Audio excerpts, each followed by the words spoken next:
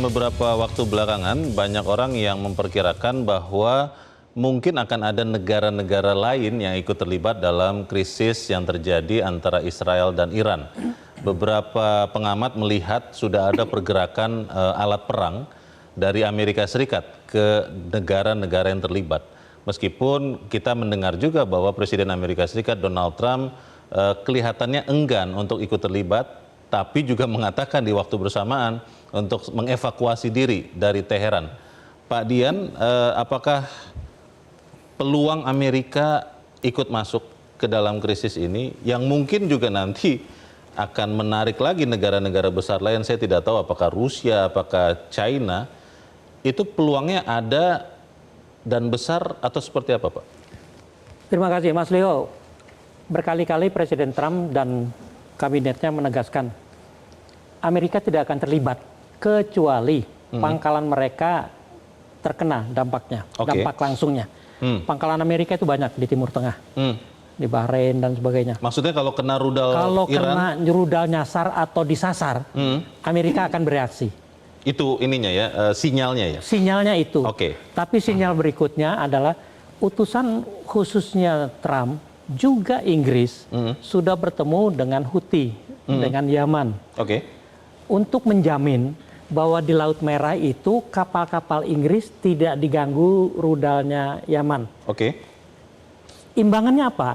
Rudal kapal-kapal itu atau energi yang dibawa itu tidak digunakan untuk alat perangnya. Oh. Jadi kapal-kapal masih diizinkan lewat di Bab el Mandeb itu dengan syarat mereka tidak akan menggunakan itu untuk perang, terlibat di perangnya, untuk membiayai, memberikan energi buat Israel. Tapi kalau untuk menjaga pangkalannya, mereka dikasih izin. Juga di laut di Gulf, Hormuz dan sebagainya itu. Selat Hormuz, syaratnya itu.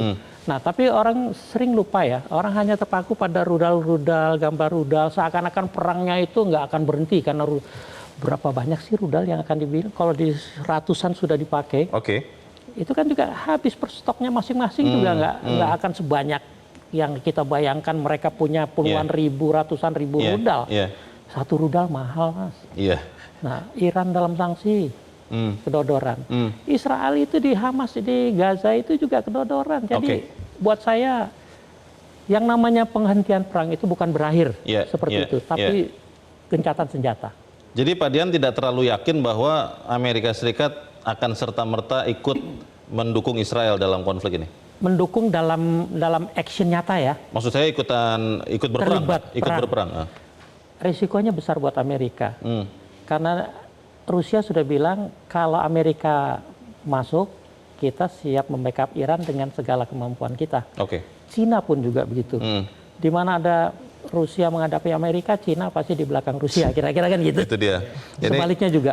Jadi buat saya terlalu gegabah kalau Amerika hanya gara-gara kecil begini, jarak jauh, mengambil risiko yang dampaknya semakin luas, semakin krisisnya ini semakin benar-benar kita rasakan, skalanya bisa naik tuh ya, Mas. Baik, Pak Raden, meskipun kita masih belum tahu kelanjutan dari krisis ini, pemerintah sudah menyiapkan khusus tidak Pak dari kantor Menko Perekonomian langkah antisipasi kalau krisis ini ternyata seperti tadi kata Mas Mahir sampai ke dapur kita Pak di Indonesia? Kita sudah pengalaman menghadapi krisis tentunya ya, beberapa kali ya. Bahkan COVID, kemudian Trump ini ya. Jadi kita sudah menghitung-hitung ini. Jadi seperti yang dibuat tadi itu, kalau misalkan apa dampak daripada kenaikan harga minyak terhadap APBN, satu APBN tetapi juga kalau subsidi harus dilepas.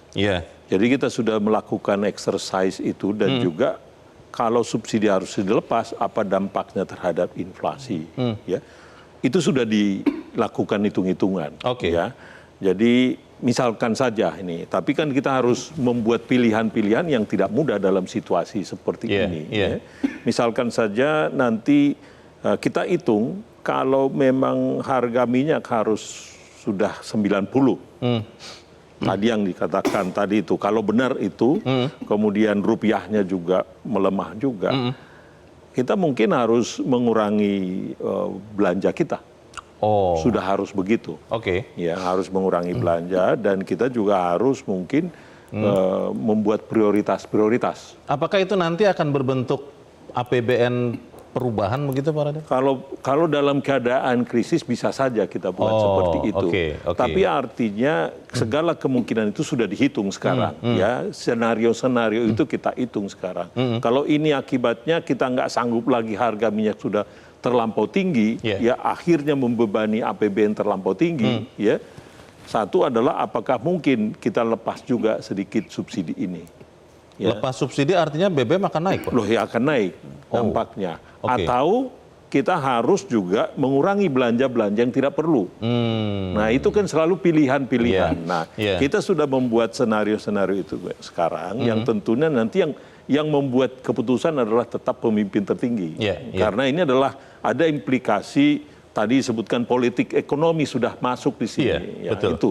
Jadi kita sudah melakukan itu. Demikian juga apa yang harus dilakukan oleh BI, mestinya BI juga Bank Indonesia sudah punya senario di situ, strategi. Kita juga sudah mengalami krisis beberapa kali, termasuk krisis yang besar waktu itu yang di tahun 2008, bagaimana BI harus melakukan juga, di samping yang tentu krisis yang tahun 98. Di samping ini, kita lihat bahwa masalah eksternal ini kan tidak dalam kontrol kita. Jadi kita harus melihat apa yang kita bisa lakukan di dalam ini. Nah, termasuk yang di dalam ini yang sekarang juga sudah digagas, apa yang dikatakan oleh waktu itu Presiden di bulan April yang lalu, kita harus memperbaiki kemampuan dan daya saing kita dalam negeri internal ini. Internal.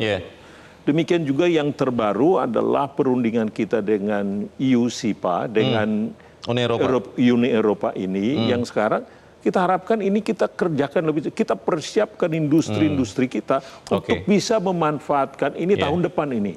Nah, akan ditandatangani dalam waktu dekat ini oleh presiden kita dengan presiden dari EU. Jadi hal-hal seperti ini yang saya pikir yang kita harus lakukan sekarang. Mumpung jadi kita selalu menyebutkan ini dalam keadaan krisis, kita justru harus melihat kita meningkatkan kapasitas kita. Dalam krisis itu ada opportunity untuk kita memperbaiki diri, untuk kita nanti pada saat keadaan sudah lebih tenang, kita bisa melompat lebih jauh ke depan. Mas Nailul, Pak Raden mengatakan pemerintah mengantisipasi semua kemungkinan dari dampak krisis Israel-Iran ini. Tapi kalau berhitung soal pertumbuhan dulu misalnya ya, Mas Nailul, pertumbuhan ekonomi. Belum ada krisis Israel-Iran ini saja, semua pertumbuhan ekonomi global maupun Indonesia kan diturunkan. Karena memang ada nyata-nyata ini ada pelemahan di sekian penyumbang pertumbuhan.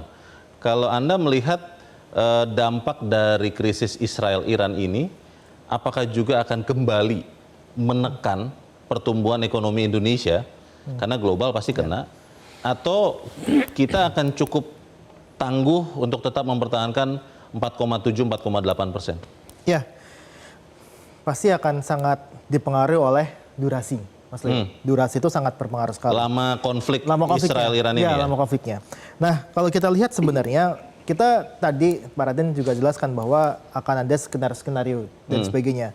Nah, yang satu yang memang kita jadi concern juga adalah untuk biaya impor. Biaya impor dari pengusaha itu kita prediksi akan meningkat ketika memang harga BBM itu akan meningkat juga gitu kan. Dan tadi dijelaskan juga bahwa memang ini akan meningkatkan logistik, bukan cuma logistik dalam negeri, tapi logistik di luar, karena biaya impor akan naik ketika BBM naik, dan juga ada insurance. Biaya insurance itu pasti akan naik. Nah, ini akan meningkatkan biaya impor yang lebih tinggi lagi. Dan ini akan membuat ada imported inflation yang itu timbul dari cost. Nah, ketika timbul dari cost dan kita bisa melihat ketika BBM naik ya, di tahun 2022 September itu, dan sampai awal 2023 itu inflasi dari cost itu bisa mencapai 5,5%. Oh. Artinya ini akan lebih tinggi dibandingkan dengan target pemerintah yang sekitar 2,5% plus minus 1. Nah, ini yang kita lihat jangan sampai terjadi seperti itu. Oke. Karena ini akan biaya impornya sangat-sangat tinggi sekali ya Mas ya. Kalau Iya. pasti pengusaha tahu lah kalau biaya impor itu. Nah, ini yang kita lihat dampak lanjutannya Mas Leo. Makanya ini kita bisa kalau bisa sebenarnya juga harus dipikirkan industrinya harus diberikan suntikan seperti apa, karena kalau masyarakat pasti disuntikannya pakai BBM dan sebagainya. Yeah. Tapi industri seperti apa? Nah, ini yang sebenarnya kita tunggu dari pemerintah. Pak JK kalau tidak salah sudah mengingatkan ini bisa berdampak kepada turunnya harga-harga komoditas karena perdagangan dunia akan terganggu karena krisis ini. Seberapa yakin Anda, Mas Nailul, melihat itu akan terjadi? Ya, kalau sebenarnya ada dua dampak, Mas. Kalau harga minyak naik, sebenarnya harga komoditas juga akan meningkat sebenarnya. Oh, Sebenarnya ada korelasi seperti itu. Oke. Nah, memang kalau dilihat ada pelemahan permintaan global, tentu akan menurunkan permintaan. Nah, menurunkan permintaan akan menurunkan harga dari komoditas. Nah, makanya kalau saya lihat sebenarnya ini yang kalau kita berkaca ke kenaikan harga minyak di beberapa tahun ke belakang, itu juga akan meningkatkan harga dari CPO, harga dan komoditas lainnya yang memang ini berkorelasinya justru positif, bukan negatif. Iya. Bagaimana kita benar-benar bisa bersiap karena bisa jadi dampak dari krisis ini butuh waktu sampai ke Indonesia. Kita akan bahas di bagian berikut. Pemirsa tetap bersama kami. Top Ekonomi segera kembali.